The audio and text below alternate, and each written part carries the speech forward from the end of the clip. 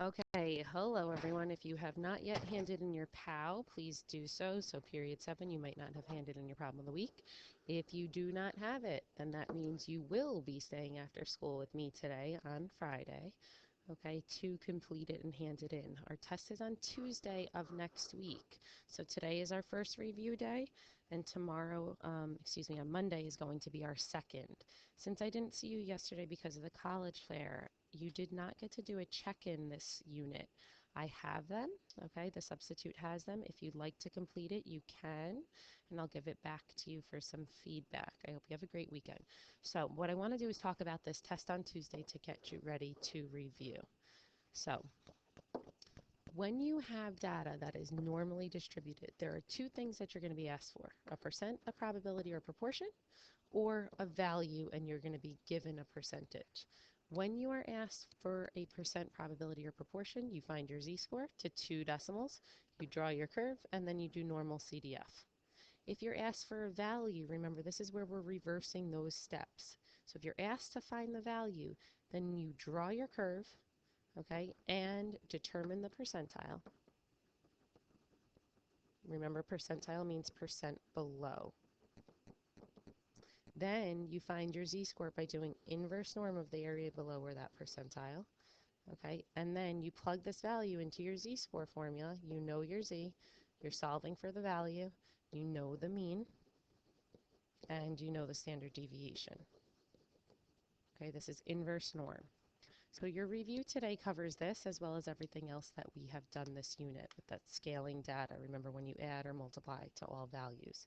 So what I'd like you to do is work on the review, and then this video is going to go through the answers to that review. Whatever you don't finish is homework. I'm going to be checking to make sure you do this. It's not very long. There's 5 questions total. Okay, so the answers.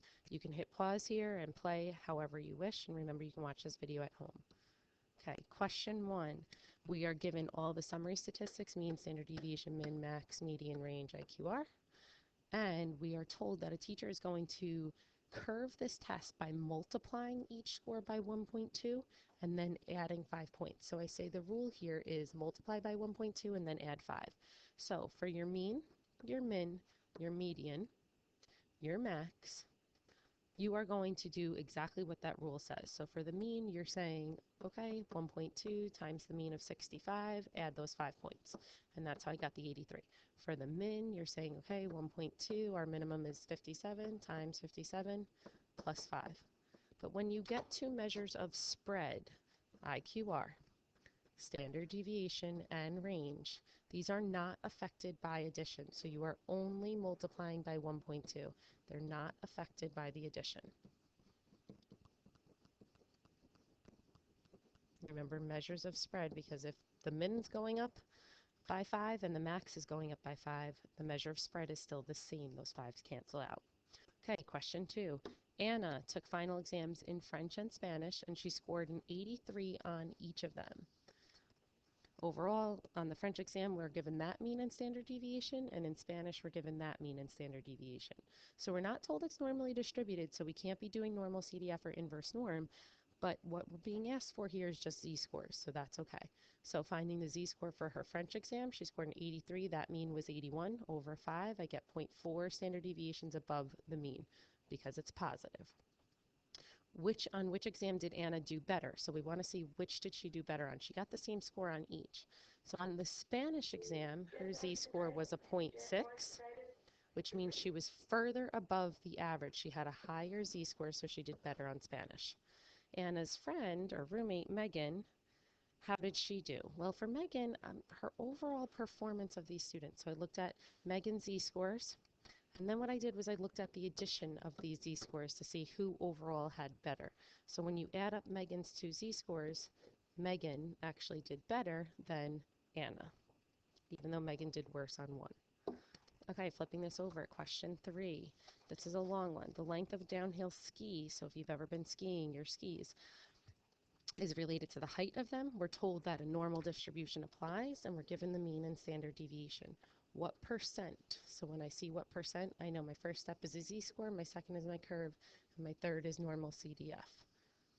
Okay, so I found my z-score, I got it to be -2, drew the curve, it's less than, so I shaded less than, and I did normal CDF from -100 to -2. What percent? Again, those same 3 steps. Z-score, curve, and this is greater, so I shaded above, and then normal CDF from -2.5 to +100. C is very similar. What percent now are between? So that means I need to find 2 z-scores here. So I get 2 different z-scores. I shade in between them, and now I do normal CDF between them. Very long skis are expensive, so there's not many. And we're being asked only 2%, so we're given this percent, we'll ask to rent these really long ones. So if you're very tall, you might have a hard time finding skis. So I start by labeling that 2% way up here, and that tells me, hey, this is the 98th percentile. I need to figure out the percentile, so then I can do inverse norm. Remember, inverse norm always takes the percentile. That gives me my z-score. I plug that into the z-score formula, multiply both sides by 10, and I solve. Okay, I know I'm going fast, but remember you can pause and rewind. If a woman needs skis in the 30th percentile, this is similar to your problem of the week, the 16th percentile. 30th percentile means 30% lies below. So that is the 30th percentile. So I'm going to do inverse norm of the 0.3, get my z-score, cross multiply, and solve. Notice the units here. Centimeters. F. What is the IQR? This was like your problem of the week. IQR is Q3 minus Q1. So that means I need to find 2 values. I know that it's the middle 50%, so I know Q1, 25% lies below. Remember, Q1 is the 25th percentile. So I find the z-score that corresponds to Q1, and then I solve for Q1 by setting up z-score equals value minus mean. I'm solving for that value. Q3, this should say Q3 here, Q3 is the 75th percentile, so I do inverse norm of 0.75. Get that z-score. Notice since the curve is symmetric, one is negative, one is positive. Okay, and then I solve for Q3. To find the IQR, my last step is to subtract them, Q3 minus Q1. So this was a long question, but it's really, really good for your response question. Okay, question 4 is similar to question 1.